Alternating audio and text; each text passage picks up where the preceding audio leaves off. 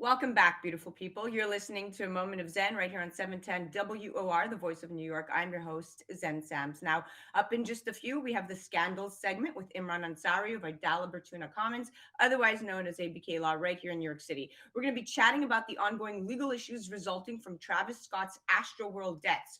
We'll also be following up on Britney and how she finally got freed and what comes next for her. Imran is getting settled into our broadcast room, ready to fill us in. And in the meantime, let's recap some basics regarding these scandals. Travis Scott could be, in fact, facing criminal charges. Prosecutors will consider whether he was aware of the cries for help. Apparently, he could face several criminal charges. That Houston music festival that left 10 people dead, including a 9-year-old boy, and injured hundreds of other concert goers, is quite the fiasco. The possibility of criminal charges could include involuntary manslaughter, assault, or disorderly conduct for inciting a riot. All familiar words with that, right? The Trump riot, we were all familiar of what that meant. Travis also faces separate legal liability as a producer of the show. And I note the comparisons to the shooting death of cinematographer Helena Hutchins on the set of actor-producer Alec Baldwin's indie western Rust this very last month. Similar to the Alec Baldwin case, we have Travis Scott as the performer having liability, as well as Travis Scott, the producer, with separate liability. And on the Britney Spears case, the rainbow has finally come out. A judge freed Britney Spears from the conservatorship that controlled her life and money for nearly 14 years. Calls from her and her fans for the hashtag free Britney actually worked. Where does it all stand now? Well, Imran is right here to fill us in. Welcome to the Scandal segment, my dear friend. Thanks for having me, Zen. Always great being on with you. Okay, let's jump right into it here. Travis Scott. So one factor, Imran, that will likely work against him may be his own checkered past. Travis Scott has a prior history of problems at performances leading to injury. Reminder, 2015, he pleaded guilty to reckless conduct for encouraging people at a Chicago summer concert to climb over barriers. 3 years later, he pleaded guilty to disorderly conduct for riling up an Arkansas crowd, and 3 concertgoers were injured during a stampede at a 2019 festival where he performed again. Will this be an issue for him? Yeah, Zen, we are now at 10 tragic deaths, the latest being 9-year-old Ezra Blount. And we already know that his family has filed a lawsuit. There are already over 100 lawsuits stemming from the Astroworld tragedy. And what does that mean for Travis Scott, his companies, and those around him who were involved in this? Well, it means possible civil liability. And as you mentioned, Zen, possible criminal liability. And yes, the prior incidents and his past regarding his conduct at concerts may be a factor. I would imagine that when these lawsuits are filed, that those complaints will mention the prior incidents that involve Travis Scott and injuries and incidents at his concerts. I think that's going to be a factor in these lawsuits. And it means possible liability on the civil and criminal side. We're going to see how the investigations continue in this, but it's a real tragedy, Zen, all around. Total tragedy. I mean, we just saw something tragic happen last month on that Rust film set. But uh, let's go back to the legal defense in this particular Travis Scott situation. The legal defense team is going to point to when he stopped the music to let first responders get to certain people, but that would only help his liability as a performer. So how does he get off the hook here, or doesn't he? Well, Zen, they're going to be looking at the timeline of events here. When did he stop the music? Was he aware that this surge of crowd was pushing forward and people were getting seriously hurt and dying? And was he aware and he kept going with the concert? That's going to be the question here that's presented to determine the liability of Travis Scott, his production companies, and those around him, and those who produced and put on this concert. And, Were let's piggyback yeah. on those who produced and put on this concert.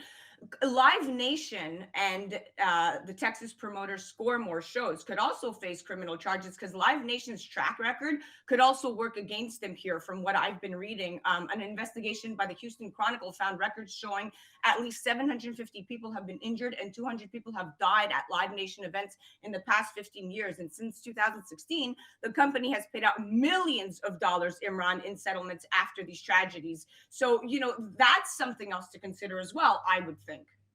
Absolutely, Zen. Live Nation, their prior history in terms of prior lawsuits, how that will factor in this. Well, it's going to see, well, you are aware that concerts can present themselves as being dangerous places. And at Astroworld, did you put the necessary safeguards in place to address any foreseeable possible injuries, deaths, and incidents like here? And we're going to see lawsuits, and Live Nation will undoubtedly be a possible and is a defendant in those lawsuits. I mean, this is security 101. It's so predictable that there was going to be a frenzied surge at some point, because you can predict it, you can prevent it. And we know for a fact that the world's largest concert promotion company had 50,000 young people set to attend a high energy event during a time period that everyone's energy has been pent up in a pandemic. I mean, this was completely reckless. But here's the worst part. We have about 3 minutes left because I want to get the Britney in.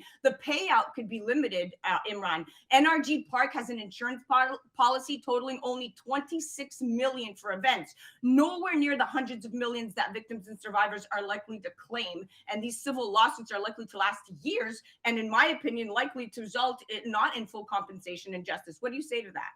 Yeah, Zen, I think that there's going to be some sort of payout or settlement program that is going to be addressed by the insurance company insuring NRG and the other defendants. And they're going to be going into mediations. They're going to be going into settlement talks with all these people. And they're going to carve out certain amounts of money based on the injury and or death to try to compensate these people. Of course, you cannot compensate a family when they have lost a loved one. But we're going to see that play out.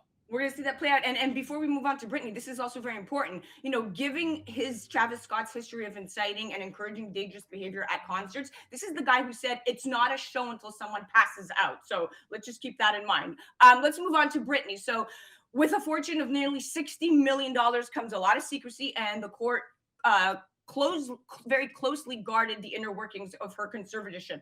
Now she's been freed. What's next for her? Right, Zen. Hashtag free Britney now is hashtag Britney is free, because the conservatorship is now over. But it doesn't mean the legal battles will not continue. We know that her attorneys are looking at her father, Jamie Spears, looking to depose him, looking at her former business managers about the finances here. I expect the legal battles will continue. But for now, Britney is free, and she's back in control of her life and her finances and her career. Absolutely. The judge sort of hung her hat on terminating the case on the fact that this was a voluntary conservatorship in the first place. And there had never been any sort of even psychiatric evaluation of Britney to find that she lacked capacity. So there's so much going on, but I'm glad it's over. And right now, the timeline of Britney Spears' conservatorship is literally come to an end. But you and I are going to continue to cover this because, like you said, there's so much going on behind the scenes that in order to unravel 14 years of what seems to have been a huge mess for her and her family is now it's going to likely take quite some time to settle up. But thank you for coming and piping into the scandal segment, Imran. You are one of the best, and you are one of the most popular here. Thank you, Zen. Thank you for having me, as always. You got it. Guys, that's Imran Ansari of ABK Law. You can check him out on Court TV, Law and Crime Network. We'll be right back after this. You're listening to A Moment of Zen right here on 710 WR, the voice of New York. I'm your host, Zen.